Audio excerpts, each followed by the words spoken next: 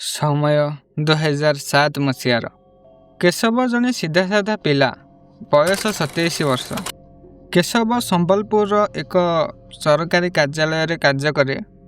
ସେ ଦେଖିବାକୁ ବହୁତ ସୁନ୍ଦର ଓ ଚାଲାକ ସ୍ୱଭାବର, କିନ୍ତୁ ସେ ଲୋକମାନଙ୍କ ସହିତ ବହୁତ କମ୍ ମିଶେ। ସେ ବାହାରେ ସେତେ ବୁଲାବୁଲି କରେ ନାହିଁ। ହଁ, ବେଳେବେଳେ ବଜାରକୁ ଯାଏ ଯଦି କିଛି କାମ ଥାଏ, ନହେଲେ ସେ କେବଳ ଘରରୁ ସ୍କୁଟରରେ ନିଜର ଅଫିସ ଓ ଅଫିସରୁ ନିଜର ଘର। ସନ୍ଧ୍ୟାରେ ସେ ଘରେ ବସି ସେମିତି କିଛି ବହି ପଢ଼େ। ବେଳେବେଳେ ଫୋନର ରିଲ୍ସ ଦେଖିବାରେ ସେ ଏତେ ମଜିଯାଏ ଯେ ସଞ୍ଜରୁ ରାତି 12ଟା ହୋଇଯାଏ ସେ ଜାଣିପାରେ ନାହିଁ। ଏମିତି ସେ ସବୁବେଳେ ନିଜର କାମରେ ବହୁତ ଖୁସିରେ ରହିଥାଏ।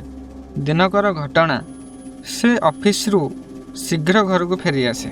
ତାର ଅଫିସରେ ବି ସେତେ କାମ ନଥାଏ, ତେଣୁ ସେ ବସ୍କୁ କହି ଶୀଘ୍ର ଫେରିଆସେ। ଘରକୁ ଆସିବା ପରେ ସେ କିଛି ସମୟ ବିଶ୍ରାମ ନିଏ। ସେହି ସମୟରେ ହଠାତ୍ ଏକ ନୋଟିଫିକେସନ୍ ତା ଫୋନରେ ବାଜିବାକୁ ଲାଗେ। ସେ ଫୋନ୍ ଚେକ୍ କରେ, ଦେଖେ ତାର ଏକ ପୁରୁଣା ଫ୍ରେଣ୍ଡ ତାକୁ ଇନଭାଇଟ୍ କରିଛି ଏକ ହୋଟେଲରେ ତା ସହିତ ଦେଖା ହେବା ପାଇଁ। ସେ ସାଙ୍ଗଟି ତାର ପିଲାଦିନର ସାଙ୍ଗ, ବହୁତ ପୁରୁଣା ସାଙ୍ଗ। ଗତ 5 ବର୍ଷ ହେବ ସେ ସାଙ୍ଗ ସହିତ ତାର କୌଣସି ପ୍ରକାର କଥାବାର୍ତ୍ତା ନାହିଁ, କିନ୍ତୁ ହଠାତ୍ ଆଜି ସେ ତାକୁ ମେସେଜ କରିଛି। ତେଣୁ ସେ ତାର କଥା ମାନି ରାଜି ହୋଇଯାଏ। କହିଲା, ସାଙ୍ଗ ହଁ ଯିବା ସେ ହୋଟେଲରେ। ପ୍ରାୟ ସନ୍ଧ୍ୟା 5ଟା ହେବ। ସେ ନିଜର ସ୍କୁଟି ଧରି ବାହାରି ଯାଏ ହୋଟେଲ ଆଡ଼କୁ। ହୋଟେଲରେ ପହଞ୍ଚେ, ଦେଖେ ତାର ସାଙ୍ଗ ଆଗୁଆ ଆସି ସେଇ ହୋଟେଲରେ ଅଛି। ଦୁଇଜଣଙ୍କ ବହୁତ ଗପସପ କରନ୍ତି। ହୋଟେଲର 4 ନମ୍ବର ଟେବୁଲ ଉପରେ ବସି ସେମାନେ କିଛି ଖାଇବା ଅର୍ଡ଼ର କରନ୍ତି। ତ ରମେଶ ହେଉଛି ତା ସାଙ୍ଗ। ତ ରମେଶ ଅର୍ଡ଼ର କରେ ଏକ ଚକୁଳି ଆଉ କିଛି ତରକାରୀ, କିନ୍ତୁ କେଶବ କହେ ନା, ମୁଁ କେବଳ ଗୋଟେ କଫି ପିଇଦେବି, ସେତିକି। ତ ରମେଶ ଆଉ କେଶବ ଦୁହେଁ ବହୁତ ସାରା ନିଜର ପିଲାଦିନର କାହାଣୀକୁ ମନେ ପକାନ୍ତି, ନିଜର ପିଲାଦିନର କଥାକୁ ମନେ ପକାନ୍ତି, ସ୍କୁଲ ବେଳର। କିଛି ସମୟ ବିତିଯାଏ। କେଶବ କହିଲା, ସାଙ୍ଗ ରାତି ହେବାକୁ ବସିଛି, ତେଣୁ ମୁଁ ଯାଉଛି। ମୁଁ ଆଉ ଦିନେ ତୋ ସହିତ ଭେଟିବି। ଏତିକି କହି ସେ ଚାଲିଯାଏ ନିଜ ଘରକୁ। ଘରେ ପହଞ୍ଚେ। ଘରକୁ ଆସି ସେ ଇନଷ୍ଟାଗ୍ରାମ ଓପନ କରି ରିଲ୍ସ ଦେଖିବାରେ ବିଜି ହୋଇଯାଏ।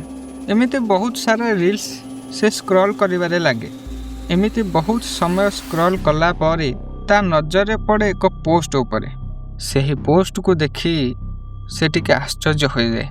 ସେହି ପୋଷ୍ଟ ସେ କରିନଥିଲା, କି ତାର କୌଣସି ଫ୍ରେଣ୍ଡ ମଧ୍ୟ କରିନଥିଲେ। ତାହା କୌଣସି ଅନନୋନ୍ ଆଇଡ଼ିରୁ ହୋଇଥିଲା, ଯାହାକୁ ସେ ଜାଣି ବି ନଥିଲା। ଆଉ ସେହି ପୋଷ୍ଟ ତଳେ ଯାହା ଲେଖା ଥିଲା ତାହା ଜାଣି ତାର ରୁମ ଟାଙ୍କୁରି ଗଲା। ସେଥିରେ ଲେଖା ଥିଲା ଆଇ ସି ଏଭ୍ରିଥିଙ୍ଗ। ଓ ସେହି ପୋଷ୍ଟଟି ଥିଲା ସେହି ହୋଟେଲର ଯେଉଁଠି ସେ ଓ ତାର ସାଙ୍ଗ ରମେଶ ମିଶି ଖାଉଥିଲେ। କିନ୍ତୁ ସେ ଓ ତାର ସାଙ୍ଗ ରମେଶ ସେଠାରେ କୌଣସି ଫଟୋ ବି ମଧ୍ୟ ଉଠାଇ ନଥିଲେ। ତେବେ ସେହି ପୋଷ୍ଟଟି କିଏ କରିଥିଲା?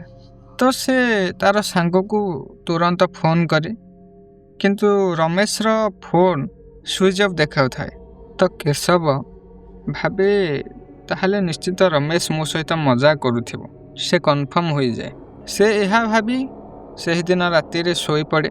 ସକାଳୁ ସକାଳୁ ସେ ଉଠୁ ଉଠୁ ଦେଖେ ଏକ ମେସେଜ କୌଣସି ଏକ ଅଜଣା ଆଇଡ଼ିରୁ ହୋଇଛି।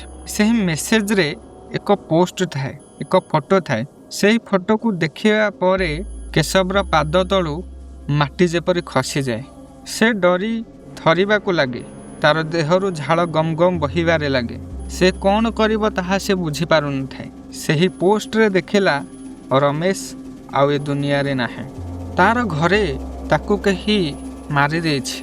କେଶବ ନିଜର ସ୍କୁଟର ତୁରନ୍ତ ବାହାର କରେ ଓ ସିଧା ଚାଲିଯାଏ ରମେଶର ଘରକୁ। ରମେଶ ପାଖକୁ ଯାଇ ସେ ଦେଖେ ରମେଶ ରକ୍ତାକ୍ତ ହୋଇ ପଡ଼ିଛି। ତା ଚାରିପଟେ ଏକ ପ୍ରକାର ଲୋମ ବିଛାଡ଼ି ହୋଇଥାଏ। କେଶବ ତାର ସାହି ପଡ଼ିଶା ପଚାରିବାରୁ ଜାଣିପାରେ ଯେ ରମେଶ ହୋଟେଲରୁ ଆସିବା ପରେ ତାକୁ କେହି ହତ୍ୟା କରିଛି। ସେମାନେ ଭାବୁଥିଲେ କୌଣସି ପଶୁ ହୋଇପାରେ। ରମେଶ ସେଠାରୁ ଘରକୁ ଫେରେ। ହଠାତ୍ ପୁଣି ଏକ ନୋଟିଫିକେସନ୍। କେଶବ ଫୋନ୍ ଖୋଲି ଦେଖେ, ସେଥିରେ ଲେଖା ଥିଲା ନେକ୍ସଟ ୟୁ। ଏକ ଫଟୋ ମଧ୍ୟ ଥାଏ କେଶବର। ସେତେବେଳେ ରମେଶର ମୃତଦେହ ପାଖରେ ଥିବା ସମୟର ଏକ ଫଟୋ। କେଶବ ଡରିଯାଏ। ତାର ଦେହରୁ ଝାଳ ଆପେ ଆପେ ବୋହିବାରେ ଲାଗେ। ସେ କ'ଣ କରିବ କିଛି ବୁଝିପାରୁନଥାଏ। ହଠାତ୍ ସେହି ସମୟରେ ଏକ ସ୍ୱର ଶୁଭିଲା। କେଶବ ଚମକି ଯାଏ। ସ୍ୱରଟି ବହୁତ ଗମ୍ଭୀର ଥିଲା। ହଠାତ୍ ସେହି ସ୍ୱର ବଢ଼ିବାରେ ଲାଗେ। କେଶବ ବହୁତ ମାତ୍ରାରେ ଡରିଯାଏ। ସେ ମୂର୍ଚ୍ଛିତ ହୋଇ ସେଠାରେ ପଡ଼ିଯାଏ। କେଶବର ଆଖି ଖୋଲେ ତା ପରଦିନ ସକାଳେ। ସେ ନିଜକୁ ନିଜର ବେଡରୁମ୍ରେ ପାଏ। ତା ପାଖ ଟେବୁଲରେ ଏକ ଚିଠି ପଡ଼ିଥିବାର ସେ ଦେଖେ। ସେ ଧୀରେ ଧୀରେ ସେଠାକୁ ଯାଇ ସେହି ଚିଠିଟାକୁ ଉଠାଏ। ସେହି ଚିଠିଟି ଲାଲ ରଙ୍ଗର। ରମେଶ ଧୀରେ ଧୀରେ ସେହି ଚିଠି ଖୋଲି ଦେଖେ। ସେଥିରେ ଲେଖା ଥିଲା, କେଶବ, ମୁଁ ତୋ ସାଙ୍ଗ ରମେଶ କହୁଛି। ମୁଁ ଗତ 5 ବର୍ଷ ହେବ ମରିସାରିଛି। ମୁଁ ତୋର ସେହି ପିଲାଦିନର ସାଙ୍ଗ। ତୁ ଏବେ ଯାହା ଅନୁଭବ କଲୁ ତାହା ଏକ ସ୍ୱପ୍ନ ଥିଲା। ମୋର ମୃତ୍ୟୁ ସେହି ହୋଟେଲର 4 ନମ୍ବର ଟେବୁଲରେ ହୋଇଥିଲା। ତତେ ସେହି ହୋଟେଲକୁ ଯାଇ ସବୁ ଜାଣିବାକୁ ପଡ଼ିବ। ଇତି ତୋର ସାଙ୍ଗ ରମେଶ। ତାପରେ କେଶବ ସେହି ହୋଟେଲକୁ ଯାଏ। ତ ସେହି ହୋଟେଲରେ ସେ କ'ଣ ଜାଣିବାକୁ ପାଇଲା? ରମେଶର ମୃତ୍ୟୁ କିପରି ହୋଇଥିଲା ତାହା ଜାଣିବା ପାଇଁ ଆପଣ କମେଣ୍ଟରେ ନେକ୍ସଟ ପାର୍ଟ ନିଶ୍ଚିତ ଭାବରେ କମେଣ୍ଟ କରନ୍ତୁ ଏବଂ ଆମର ଭିଡ଼ିଓଟି ଭଲ ଲାଗିଥିଲେ ଆମ ଚ୍ୟାନେଲକୁ ସବସ୍କ୍ରାଇବ୍ କରନ୍ତୁ।